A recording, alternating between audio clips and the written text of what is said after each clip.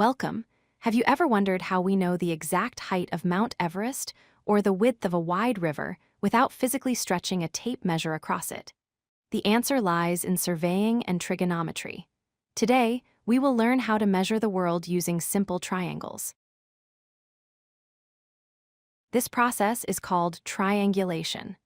Ideally, it is a method to locate a point or measure a distance by using angles.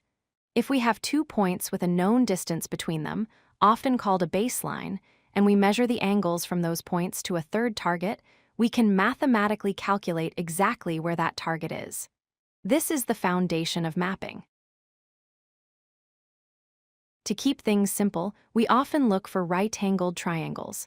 In this setup, we have 3 key sides named relative to our angle of view, or theta. The adjacent side is the distance along the ground to the object. The opposite side is the height of the object, and the hypotenuse connects our eye to the top of the object. To connect these sides, we use the tangent function from trigonometry. Tangent, or tan, is simply the ratio of the opposite side divided by the adjacent side. Because the opposite side is usually the height we want, and the adjacent side is the distance we can measure, we can rearrange this formula. Height equals distance multiplied by the tangent of the angle. Let's apply this. Imagine you want to measure a tall tree. First, walk away from the base of the tree to a safe distance, say 20 meters. This is your distance d then. Using a tool like a clinometer or theodolite, look up at the top of the tree and measure the angle of elevation. Now for the math. We know the distance is 20 meters. We measured the angle as 35 degrees. We plug these into our formula. Height equals 20 times the tangent of 35 degrees. The tangent of 35 is approximately 0.7. Multiplying that by 20 gives us a height of roughly 14 meters. Wait, there is one small catch.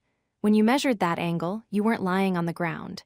You were standing up or using a tripod. That means the triangle we calculated starts at your eye level, not the ground. To get the true total height of the tree, you must add the height of your instrument or eye level to the result. What if you can't measure the distance to the object, like a tree across a river? You can use a similar method.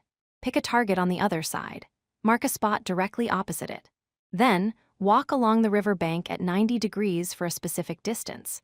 Measure the angle back to the tree from this new spot. Now you have a right triangle where the river width is the opposite side and your walk is the adjacent side. This isn't just school math. This is how the real world is built.